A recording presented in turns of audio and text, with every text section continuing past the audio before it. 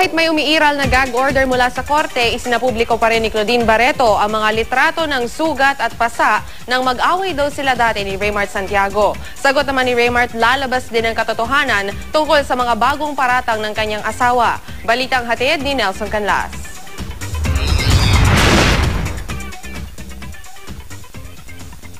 Ito ang mga larawang inilakip ni Claudine Barreto sa kanyang inihaing criminal complaint laban sa asawang si Raymart Santiago sa ilalim ng RA 9262 o mas kilala bilang Anti-Violence Against Women and Their Children Act. Sa kabila ng gag order ng korte, ipinakita niya sa media ang mga larawan kung saan meron umano siyang mga galos at pasang natamo sa pag-aaway nila ni Raymart itong nakaraang taon.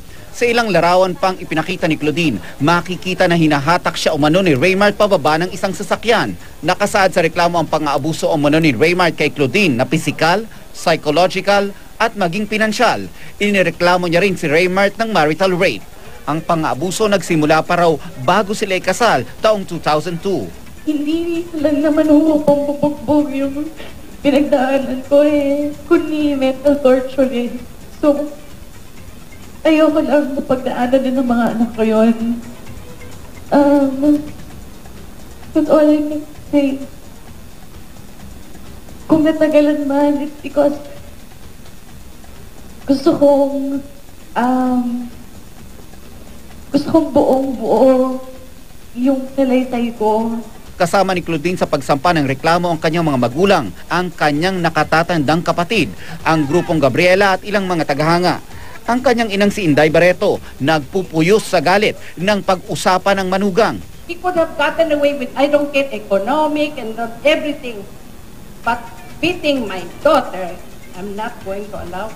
Hindi naman ikinagulat ni Raymart ang isinampang reklamo ng asawa. Inaasahan na raw ng kampo nila ito. Kumpiyansa din siyang malalaman din ang katotohanan.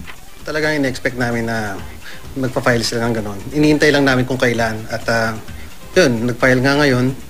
At meron akong sagot doon sa mga sinasabi nila sa akin.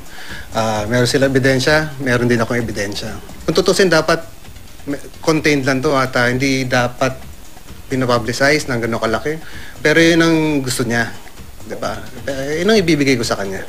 May mensahe din si Raymart sa kanyang mga biyenan. Alam nyo na alam nyo yung totoo. Mommy, Daddy, alam nyo yung totoo. Yun lang sasabihin ko. Nelson Canlas, GMA News.